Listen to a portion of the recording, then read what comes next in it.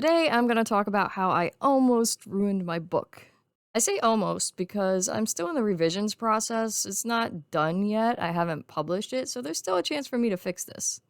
The problem is, when I was learning how to write fiction, I was reading books and articles and watching videos from professional writers who would talk about things like character dialogue and descriptive setting and how symbolism works and, all this stuff that's pretty much like I would call it small scale stuff. What I failed to do was study story structure. And here's why. I had always been taught the three-act structure. It had been beaten into my head from the time I was in school.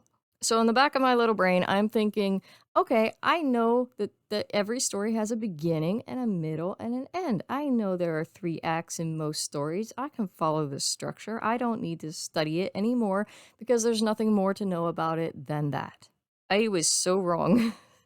I mean, I wasn't completely wrong because, yes, most stories do have three acts.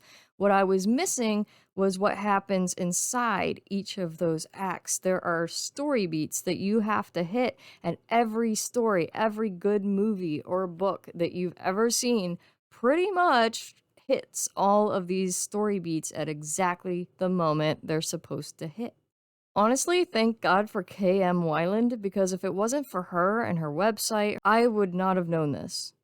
I actually had a pretty good sense of the first act already. I knew that every story starts with a hook. It's something right at the beginning that grabs the reader's attention and pulls them in. I also knew about the inciting event. I knew that something needs to happen near the beginning of the story that changes the main character's world. Normalcy has left the building. They're on a journey and you're going along with them. What I wasn't so clear on was the first plot point. This is something that happens right at the end of the first act. It kind of leads into the second act. This is also an event that changes everything, except instead of something happening to the protagonist, this is something that the protagonist does proactively. After that first plot point, you're in the second act. The second act usually starts with the protagonist kind of trying to figure out the obstacles that have been thrown in their path. And then you come to the first pinch point.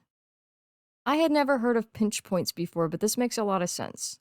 A pinch point is a reminder of the power that the antagonist has over the protagonist. Next is the midpoint, which I also kind of had an understanding of. This is the part right usually at the 50% mark in a story where the protagonist does a pivot. In general, they're no longer reacting to things that are happening to them. They've taken this situation, the conflict of the story, into their own hands, and they've made a concrete decision of which direction they're going to go, and they're going in that direction. They may have changed their mind about something. There may have been a lie that they believed at the beginning of the story that now they're kind of not believing anymore, and they've discovered their truth, and now they're following that path. After that is the second pinch point, and this is, of course, another instance in which the antagonist shows their power. This is where the reader is reminded of what's at stake. After that second pinch point, you're now in the third act. This is the act that I understood the least when I was writing my story summary, and oh boy does it show because my third act is cluttered. Here's what's supposed to happen in the third act. First, you have your third plot point. Now, if you're wondering what happened to the second plot point, what I forgot to mention is that the midpoint is also sometimes called the second plot point. That's that part right at that 50% mark. Your third plot point is a very dark moment for the protagonist. At the end of the second act, after that pinch point, he kind of almost has a sense of victory. He can win this. In the third act, at this third plot point, he's starting to question that. He starts to wonder if his goal is even worth it sometimes. And then you have the climax. This is where the protagonist and the antagonist finally face off. This brings you to the climactic moment where the protagonist's goal is actually achieved. Or not, I guess, if you're writing that kind of story. But in most stories, this is where the main character actually has his victory. Followed by the resolution, and that's that little bit at the end, that little feel-good bit where you see everybody happy and how everything works out and ties up loose ends and a nice little bow-tied packaged ending to the story. My problem with my work in progress Outsiders is that the third act is way longer than it probably should be. It has way too many plot points. I'm at a point right now where, to be completely honest with you, I'm wondering if this is going to be more than one book. Maybe it's going to be a trilogy like a lot of other dystopians. Oh, hey, my son's here. Hello.